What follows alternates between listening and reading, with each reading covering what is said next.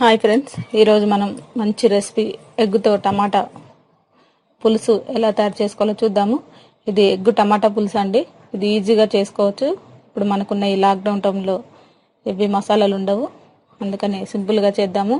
Oil ఒక 4 స్పూన్లు వేసి కొద్దిగా 1 స్పూను జీలకర్ర, అలాగే ఆవాలు 1/2 స్పూన్ వేసుకున్నాము.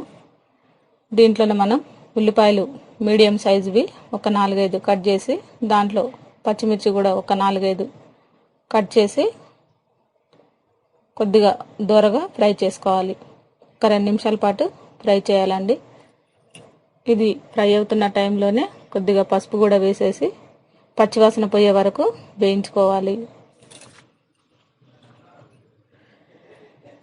ఇది దోరగా మనకి ఫ్రై అవుతున్న టైంలోనే మనం అల్లం వెల్లుల్లి పేస్ట్ కూడా దీంట్లోనే వేసేసుకోవాలి.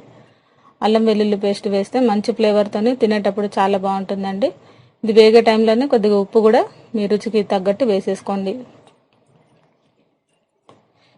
మనకి ఇది వేగుతున్న టైంలోనే కరివేపాకు కూడా తగినంత వేసుకోండి. కరివేపాకు కొద్దిగా ఎక్కువగానే వేసుకుంటే మంచి ఫ్లేవర్ ఉంటుందండి. ఇది ఒక 2 నిమిషాల పాటు మళ్ళీ ఫ్రై చేయండి.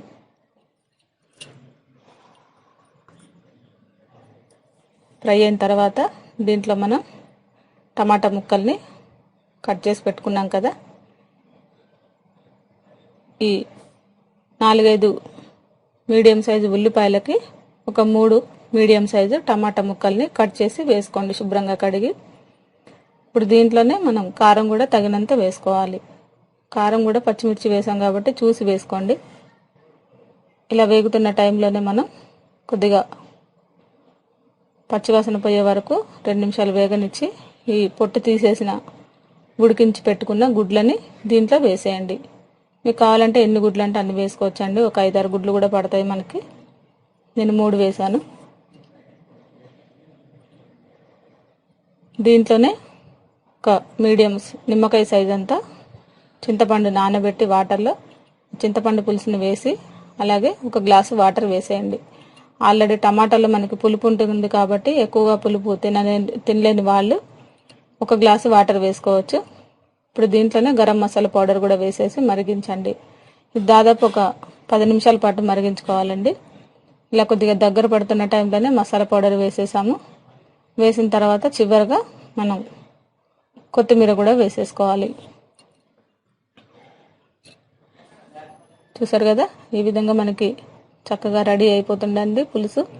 ఇది వేడి వేడి రైస్లోకి చాలా బాగుంటుంది. టేస్ట్ కూడా చాలా రుచిగా ఉంటుంది.